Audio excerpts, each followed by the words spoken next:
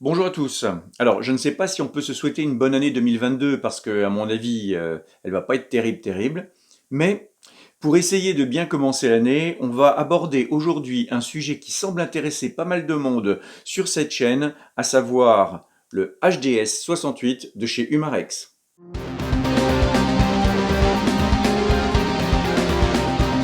Je ne fais pas ici une vidéo pour vous présenter toutes les caractéristiques de l'arme et pour faire une démonstration de tir. Vous trouverez ça dans des dizaines de vidéos présentes sur internet.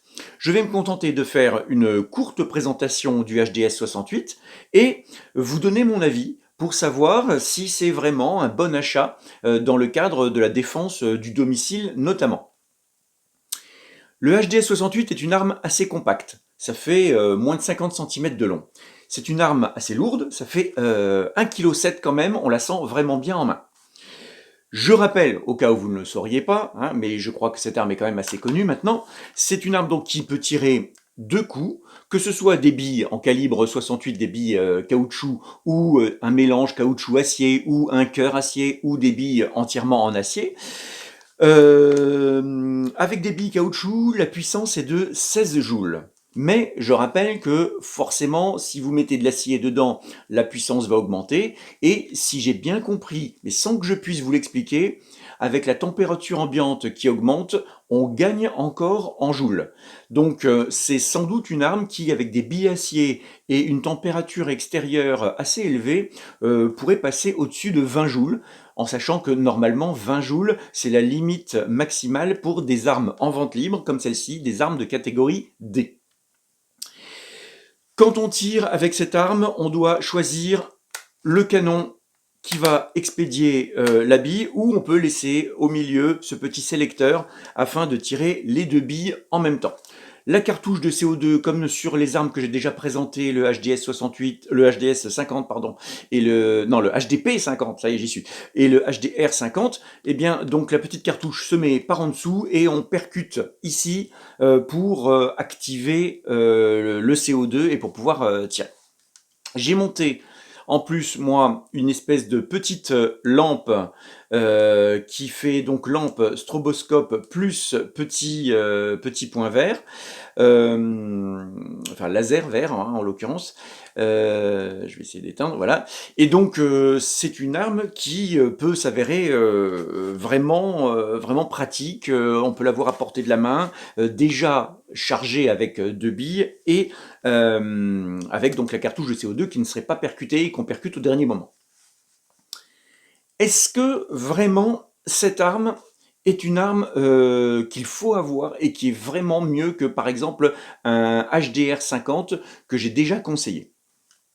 Alors, mon avis est un petit peu mitigé. Je vais vous dire tout de suite ce qui est, à mon avis, le point négatif. Le point négatif, pour moi, c'est très simple, c'est le fait qu'il n'y ait que deux coups.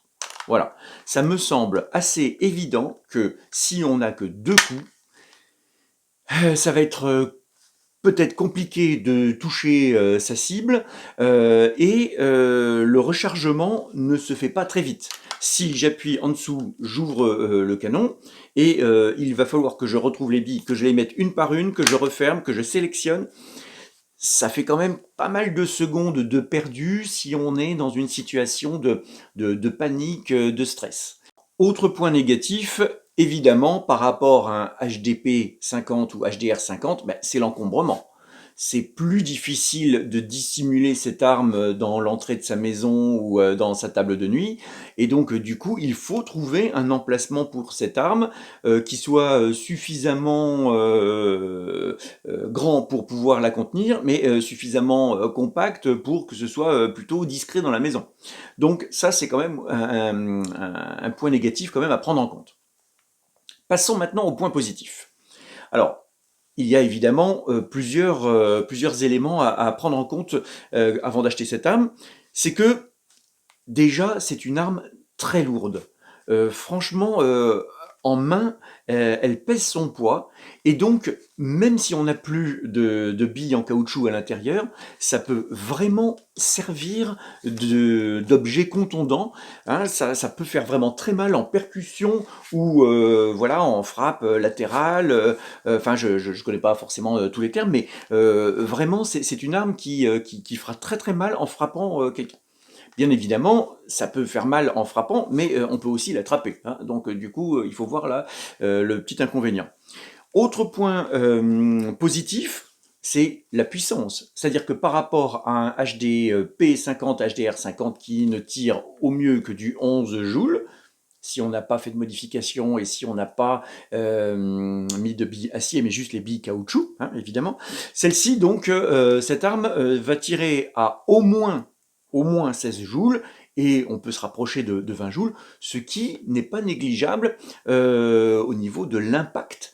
Au niveau de l'impact que ça peut avoir donc sur une personne qui serait dans la maison ou qui se montrerait menaçante. Je vois enfin un dernier point positif, c'est son aspect, évidemment. Puisque si vous sortez avec ça devant votre maison, ou si vous êtes dans la maison avec ça et que vous tombez sur un voleur qui n'est pas armé, cette arme semble quand même très très dissuasive. Elle fait clairement penser soit à des fusils à pompe, soit bon, aux fusils à canoncier évidemment, mais toujours dans l'imaginaire des gens qui voient ce genre d'armes, ça fait penser à des gangsters, à des bandits, à des gens qui pratiquent le hold-up ou pour des règlements de compte. Enfin, ça fait très agressif. Et donc, ça, c'est un élément qu'on peut prendre en compte par rapport à un pistolet ou un revolver qui peut-être passerait pour une arme factice. Voilà, ça, je pense que ça fait tout de suite plus vrai. Voilà. Après, c'est mon avis personnel, peut-être que non, hein, peut-être que certains voient tout de suite que ce n'est pas une vraie arme et que du coup le côté dissuasif ne fonctionne pas. On peut remarquer aussi que si on tient la crosse, eh bien, évidemment, on peut masquer cette petite ouverture pour la cartouche de CO2, et donc du coup, voilà, on voit moins que c'est une arme au CO2 et ça peut plus passer pour une arme à feu. Voilà. Bon, donc, pour résumer, il y a des points négatifs, et le point le plus important négatif, c'est que ça ne tire que 2 coups. Voilà, ça risque d'être un petit peu limité. Ça peut permettre juste de gagner du temps pour peut-être réussir à se cacher, à appeler des secours, mais 2 coups, c'est assez peu. Point positif, cette arme peut foutre la trouille et elle est quand même assez puissante et elle servira d'arme de percussion si jamais on en arrive à un corps à corps. Voilà, alors j'espère que cette vidéo vous aura été utile si jamais vous comptiez acheter ce HDS 68 de chez Humarex. Si vous avez aimé la vidéo, eh bien mettez-moi un petit pouce, ce serait sympa. Et puis abonnez-vous pour être tenu informé des prochaines sorties de mes vidéos. Salut, à la prochaine!